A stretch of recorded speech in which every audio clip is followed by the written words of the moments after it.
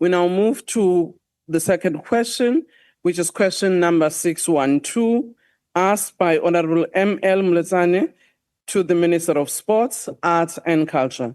The question is about strategies that his department implemented to counter the resurgence of ethno-linguistic narrow nationalism, which is rooted in the apartheid separationist ideology and which contradict the democratic project of the Republic of Unity in Diversity, Multilingualism, and Social Cohesion. Honorable Minister. Thank you so much, Speaker. Thank you, Ms. Moletani, for the question. I'm not aware of any resurgence of any ethno-linguistic narrow nationalism in South Africa. It would be helpful if the Honorable Moletani could be clearer on which language she believes is surging and thus threatening to remove and replace other languages. Once I have greater clarity on what the threat she has identified might be, it would be easier to explain what strategies would be needed to replace such narrow nationalism as alleged. That being said, I'm happy to point out that the Use of Official Languages Act 12 of 2012 recognizes government's usage of official languages of South Africa to provide information, access, and ensure that services are accessed in citizens' languages of choice. I can share with this House that I've just returned from our fellow BRICS country, Brazil, where 99% of the population speaks the colonial language, Portuguese. We can still learn a few things, though, from our Brazilian comrades on what it means to be a socially cohesive nation. One can also contrast Brazil with another BRICS country, India, which has twice as many official languages as we do, 22, where there are at least 121 full languages and 270 mother tongues. States in India can choose their own official languages or language through legislation, reflecting the linguistic diversity. Despite the fact that they are living in a gigantic Tower of Babel, India is developing and growing more rapidly than South Africa, and they show remarkable social cohesion. I offer these two examples of Brazil and India, two countries that took a completely different path on the use of language, to suggest that there are no easy answers on, nor only one approach for, how to be a socially cohesive nation. It is therefore up to us as South Africans to make our situation work according to our own unique and particular circumstances. In many ways, we have done well, despite the fact that English dominates our society so much. Perhaps it is English that you were referring to as what might be defined as narrow ethno-lingualism, but we should be cautious not to vilify this language, as it offers us the ability to communicate across the divides of race, ethnicity, and culture, and it is more likely to bring us together as a nation than drive us apart. Remarkably, the fact about English is true despite another fact, that it is the first language for less than 10% of our population. Zulu, Xhosa, and Afrikaans are spoken far more at home than English. No doubt the reason English has emerged as our lingua franca is in part due to the cultural dominance of the West, as well as our own colonial history. It would be difficult to shift this now. Despite past suggestions from other parties that we should start speaking Swahili, of all things, supposedly in tribute to Pan-Africanism. That being said and acknowledged, we are nevertheless making strides to accord all our official languages respect, especially the historically marginalized languages. The department is working on amending the Use of Official Languages Act 12 of 2012 to include South African Sign Language as the 12th official language of the country, in line with the Constitution 18 Amendment Act 3 of 2023 that has made South African Sign Language the 12th official language of the country. The department recognizes the equality of languages before the law, while also celebrating national unity in diversity. These measures are intended to ensure sound language management by the national government. Thank you, Honorable Minister. Your time is up. Honorable Mletsane. Thank you, Speaker.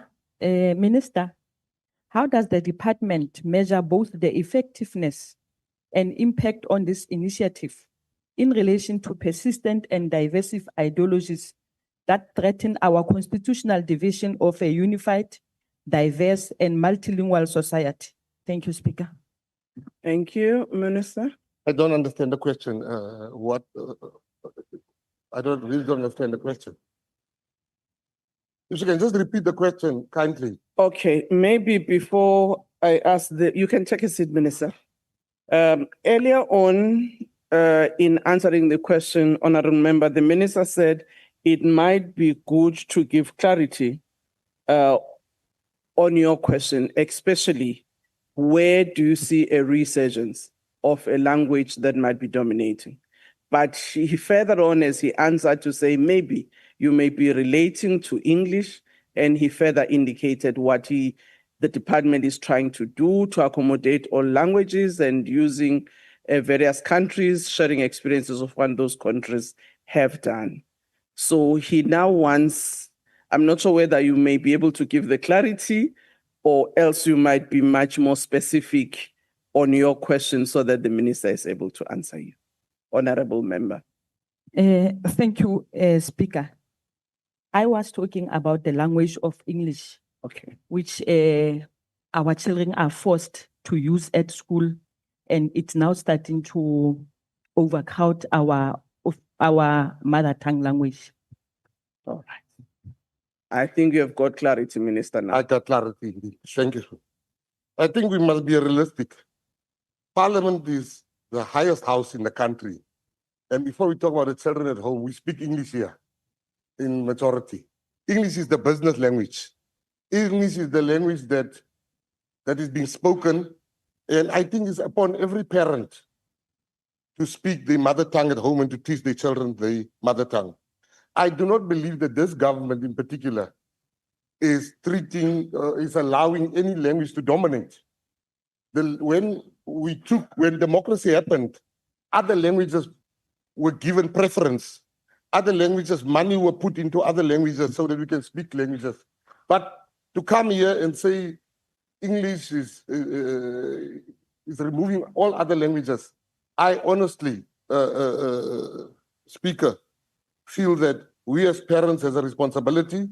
But at the moment, English is a business language. English is an international language. And I just think we should build on other languages whilst we still speak English. And when we are at the level where we have dictionaries, where we can converse, where books are written in our languages. But I think the government has done really well so far in promoting other languages. Thank you very much. Thank you. The next question is from Honorable G. Mkunu. Thank you, Chair. Given the concerning rise of ethno-linguistic narrow nationalism, what specific programs, initiatives, or policies has your department implemented to actively counter this ideology? Furthermore, what measurable outcomes, such as increased multilingualism, strengthened social cohesion, or reduced intergroup tension, can you demonstrate as evidence of progress in promoting national unity? Languages like English has overtaken our native languages. Even at school, we do not learn in our mother tongues, and Khoi and San is still not recognized in the Constitution. This has affected our preservation of culture. Other countries like China, Russian, and the Middle East, they learn in native languages and use it as an official language. Thank you, Honorable Minister.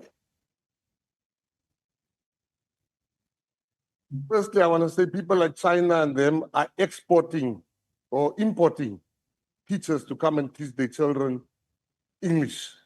You've got a lot of South Africans flocking into China. But what have we done? The department funds projects develop language technologies that assist in bringing the digital divide by providing people with further access to information in their mother languages. The department develops and has developed specialized terminologies in all the official languages, collaborating with subject field specialists.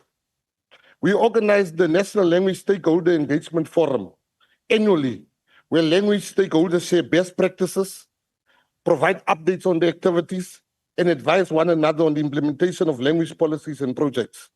We also support UNESCO's call for the recognition of the rights of indigenous people and UNESCO the declaration of the year 2022 to 2032 as an internal decade of indigenous languages. As one example of something I'm personally very proud of is the adoption of the IDIL roadmap in 2022. The department launched the new dictionary, a highly endangered indigenous language of South Africa, to assist in preserving this language for use by present and future generations. Thank you, Minister. Akbar Mulda. Thank you, Honourable Speaker. I think this is a very good and a very interesting debate we are having with regard to this issue. I want to thank the Honourable Lotane for the question. I was thinking that she was maybe referring to in other languages. But the fact is, if you refer to English, then I think we are not dealing with ethno-linguistic narrow nationalism, but colonialism being in the English language in that sense. I think also the response by the Minister was excellent, dealing with this specific issue, and I think very relevant. The fact of the matter is that our Constitution makes provision for 12 official languages in Section 6, and we all need to develop those languages and take it much further. What I would like to ask the Minister then, if it's necessary to look at different strategies in terms of how do we take this forward, that the Minister also takes into consideration Section 31 of the Constitution, that clearly makes provision for persons belonging to these groups, communities, cultural, religious, linguistic, etc., to allow them the right to develop those communities, to use those languages, and to take that further in a positive manner. I think is a very positive debate. Thank you. Thank you, Akbar Mulda. Minister. Ek wil eerst sê, geluk aan Afrikaans. Afrikaans is 100 jaar oud hierdie jaar. Dit is 'n groot mylpaal. Dat Afrikaans, my moedertaal en die taal van baie, een van die beste tale wat ons het in Suid-Afrika. Ek is baie trots op Afrikaans. En diegene wat nie van Afrikaans hou nie, jy hoef nie Afrikaans te praat nie, is alright. Speaker, South Africa, allow me to say this. I went to the University of Limpopo, and I was attacked by one of the professors telling me, you just speak English, must speak all languages, and you guys don't promote the languages. I said to him, Professor, you gave me a tour of the very same university before I spoke here. All the signs were in English. Should you not start here as a professor to change that? So I'm saying to this August House, let us start here to start changing that which we want to see.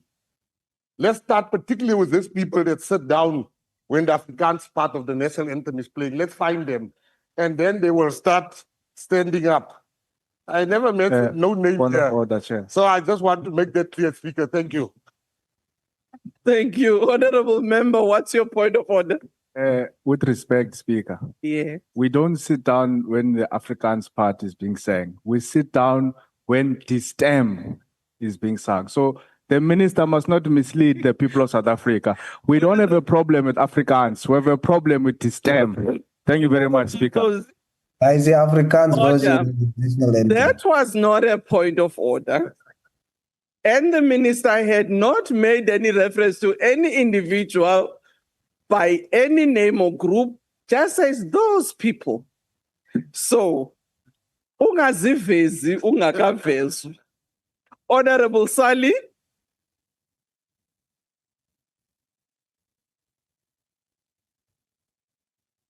Honorable Advocate Sihle.